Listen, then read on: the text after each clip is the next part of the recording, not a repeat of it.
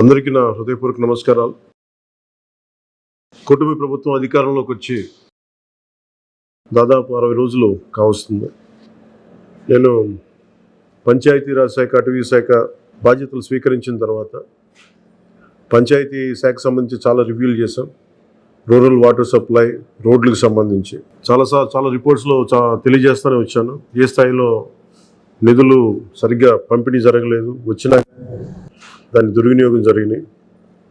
ఈ పరిస్థితుల్లో కూటమి ప్రభుత్వం చాలా చిత్తశుద్ధితోటి ఈ పంచాయతీరాజ్ వ్యవస్థని బలోపేతం చేయాలి అని చెప్పి చాలా బలమైన నిర్ణయం తీసుకున్నాం.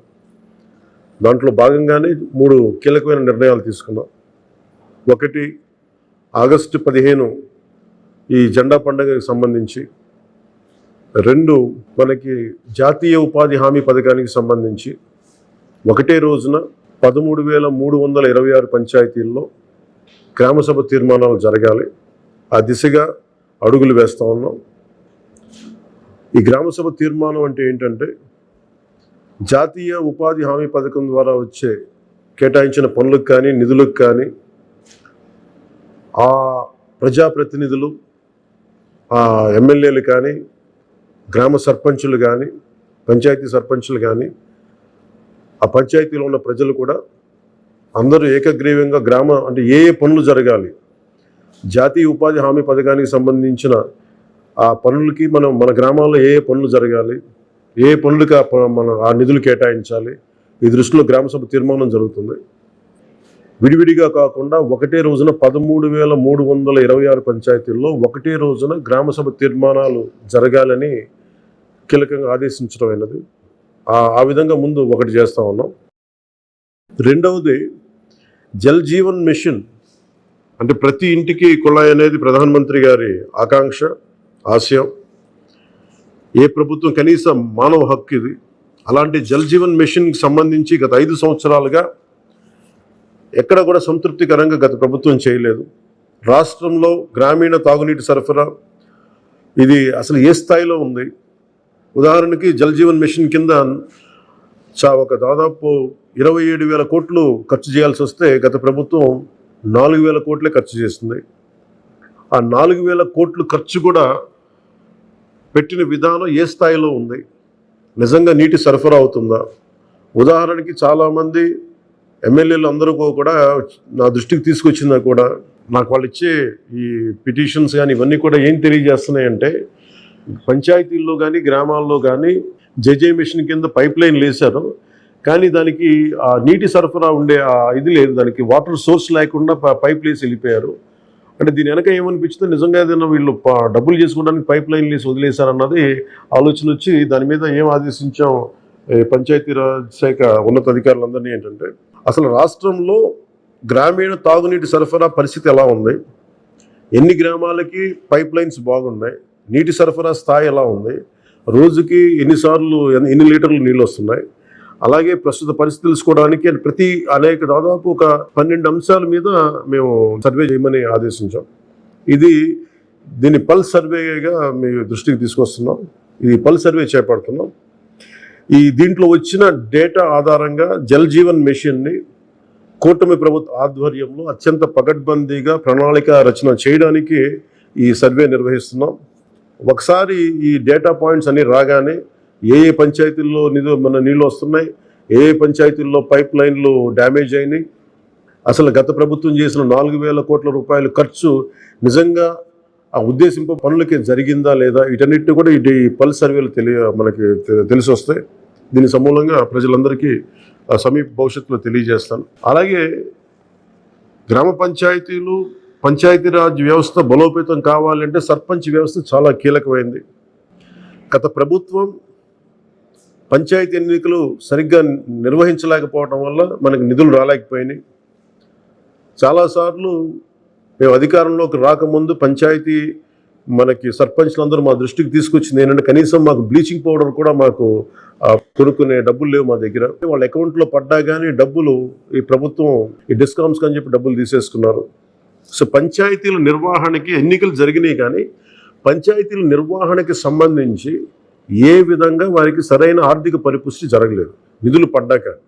నిధుల దుర్వినియోగం జరిగింది, అది మీ అందరికీ తెలిసిందే. దానికి మరింత వివరంగా ఎప్పటికప్పుడు తెలియజేస్తాం. సో ముఖ్యంగా పంచాయతీరాజ్ వ్యవస్థని, సర్పంచ్ వ్యవస్థని బలోపేతం చేయాలన్నదే మా కూటమి ప్రభుత్వం తాలూకు ఆశయం, ఆకాంక్ష. దాంట్లో భాగంగా ఇప్పటిదాకా గత 30 సంవత్సరాలుగా, గత 1990 నుంచి ఇప్పటిదాకా ఎప్పుడు మన 15 ఆగస్టు పండగ జరపడానికి ఇప్పటిదాకా నిధులు ఇప్పుడు సమకూర్చలేదు. చాలా నామకే వాస్తే నామమాత్రంగా ప్రతి పంచాయతీకి, చిన్న పెద్ద పంచాయతీలకి 100 రూపాయలు, చిన్న పంచాయతీలకి, పెద్ద పంచాయతీలకి 250 రూపాయలు చొప్పున ఇచ్చేవాళ్ళు. ఒకవైపేమో గాంధీ గారి కలల కన్నా పల్లెలు పట్టుకొమ్మలు అంటూ ఉంటాం, గ్రామీణ స్వరాజ్యం అని మాట్లాడతాం. కానీ ఎన్నికల్లో నిలబడ్డ పంచాయతీ సర్పంచ్కి మటుకు జెండా పండుగ నిర్వహించాలంటే వాళ్ళకి ఇచ్చే డబ్బులు 100 రూపాయలు, 250 రూపాయలు. ఈ రివ్యూ మీటింగ్స్లో మాకు తేలింది ఏంటంటే 100 రూపాయలకి, 250 రూపాయలకి 13,326 పంచాయతీల్లో ఏం చేయగలరు? మేము ఒకటే ఆదేశించాను, రాగానే చాలా ఘనంగా జరుపుకోవాలి. గాంధీ గారి ఈ గ్రామ స్వరాజ్యాన్ని నిజంగా మనం ముందుకు తీసుకెళ్లాలంటే ఆ స్టేట్మెంట్ చాలా బలంగా ఇవ్వాలి. 1994లో ఇచ్చిన జీవో 100 రూపాయలు, 250 రూపాయలు, ఒకటి స్వాతంత్ర దినోత్సవానికి, 2 గణతంత్ర దినోత్సవానికి, వాటిని పెంపొందించేలాగా, వాటిని పెంచేలాగా ఒక కీలకమైన నిర్ణయం తీసుకుంది ఈ కూటమి ప్రభుత్వం. ప్రతి ఒక్క పంచాయతీలో సర్పంచులు తలెత్తుకొని సగౌరవంగా జెండా వందనం చేసేలాగా రాష్ట్రంలోని ఎన్డీఏ ప్రభుత్వం నిర్ణయం తీసుకుంది. ఆగస్టు 15న స్వాతంత్ర దినోత్సవ వేడుకల నిర్వహణకు నిధులు కొరత లేకుండా చేశాం. చిన్న పంచాయతీలకి 10,000 రూపాయలు, మేజర్ పంచాయతీలకి 25,000 రూపాయల చొప్పున నిధులు సమకూరుస్తున్నాం. దానికోసమని జీవోను కూడా రిలీజ్ చేశాం. దీనిని పంచాయతీ సర్పంచులు దీన్ని పూర్తిగా సద్వినియోగం చేసుకోమని నేను విన్నవించుకుంటా ఉన్నాను. ఇప్పటి వరకు పంచాయతీలకి ఇంత పెద్ద స్థాయిలో ఆగస్టు 15, జనవరి 26 వేడుకలకు నిధులు ఇచ్చింది లేదు. 34 సంవత్సరాలుగా 1990 నుంచి ఈ మొత్తం ఇప్పటిదాకా పెంచలేదు. 34 సంవత్సరాలుగా ఈ పండగలకి, జెండా వందనం పండగ కానీ, గణతంత్ర దినోత్సవానికి కానీ 100 రూపాయలు, 200 రూపాయలు చొప్పున ఇచ్చేవాళ్ళు. ఈ మొత్తాన్ని గణనీయంగా పెంచాలని చెప్పి కూటమి ప్రభుత్వం నిర్ణయం తీసుకొని జీవో జారీ చేసింది. 13,326 పంచాయతీల్లో ఘనంగా, గౌరవంగా స్వాతంత్ర దినోత్సవ వేడుకలు సాగాలన్నదే మా కూటమి ప్రభుత్వం ఉద్దేశం. ఇప్పటి వరకు సర్పంచులు అతి స్వల్ప మొత్తాలతో వేడుకలను ఘనంగా చేయలేకపోయేవాళ్ళు. ఈ విషయం నా దృష్టికి వచ్చింది రివ్యూస్లో. దీనిపైన ఉన్నతాధికారులతో మాట్లాడి ఏ దశలోనూ ప్రజలు ఎన్నుకున్న సర్పంచుల ఆత్మగౌరవం తగ్గకుండా దేశంలో పవిత్రమైన 15 ఆగస్టు గణతంత్ర వేడుకలు గర్వంగా చేసుకునేలాగా, సగర్వంగా చేసుకునేలా చర్యలు తీసుకొని చాలా స్పష్టంగా ఆదేశాలు ఇచ్చారు. ఆ దిశగానే నిర్ణయం చేశాం. 5,000 లోపు ఉన్న జనాభా ఉన్న గ్రామాలకి 10,000 రూపాయలు, 5,000 పైబడ్డ జనాభా ఉన్న గ్రామాలకి 25,000 రూపాయల చొప్పున నిధులు అందిస్తాం.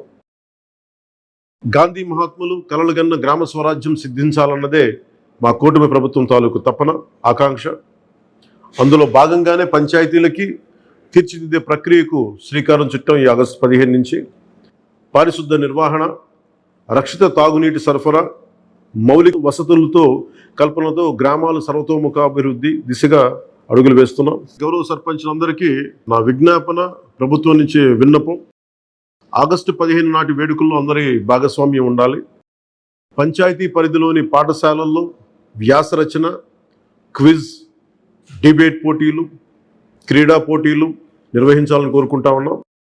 ఉపాధ్యాయులు భాగస్వామ్యంతో వీటిని నిర్వహించాలని కూడా ఆదేశాలు ఇచ్చాం. గ్రామంలో స్వాతంత్ర సమరయోధులు, రక్షణ రంగంలో పనిచేసిన వారు, ముఖ్యంగా పారిశుద్ధ్య కార్మికులకు సత్కారాలు చేయాలి. గౌరవ ప్రధానమంత్రి గారు ఇప్పుడు కూడా పారిశుద్ధ్య కార్మికులకు ఏ స్థాయిలో గౌరవించారో అందరికీ తెలిసిందే. రాష్ట్ర ఎన్డీఏ ప్రభుత్వం కూడా ఆ దిశలోనే గౌరవ ముఖ్యమంత్రి శ్రీ నారా చంద్రబాబు గారి ఆధ్వర్యంలో పారిశుద్ధ్య కార్మికులకు అదే గౌరవం ఇవ్వడం జరుగుతుంది. సో ఈ విధంగా మేమందరం బలంగా, చాలా కీలకంగా పనిచేస్తూ ముందుకెళ్తున్నాం. దీనందరికీ ప్రజలందరూ ఆశీస్సులు కావాలి. సర్పంచ్ వ్యవస్థని, పంచాయతీరాజ్ వ్యవస్థని బలోపేతం చేసే విధంగా ఈ ప్రభుత్వం ఉంటుందని మీ అందరికీ తెలియజేసుకుంటూ, ఒకే ఒక విన్నపం, ఇది పర్యావరణానికి పరిమితులకు లోబడి పర్యావరణ పరిరక్షించేలా ఈ పండుగ ఉండాలి.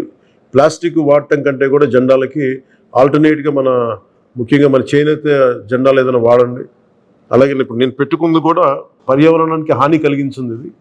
దీంట్లో సీడ్ ఉంటుంది, దీంట్లో ప్లాంట్ అని చెప్పి ఒక సంస్థ ఏదో ఉంది, వాళ్ళు ఇచ్చింది. మేము ఈ స్థాయిలో మీకు దొరికినంత దాంట్లో పర్యావరణాన్ని పరిరక్షించేలాగా ప్లాస్టిక్, మన జెండా పండుగ అని చెప్పి ప్లాస్టిక్ అంతా రోడ్ల మీద పడేస్తాం. అలా కాకుండా చాలా బాధ్యత తొందరగా జరుపుకోవాలి అని తెలియజేసుకుంటూ సెలవు తీసుకున్నాను. జై హింద్.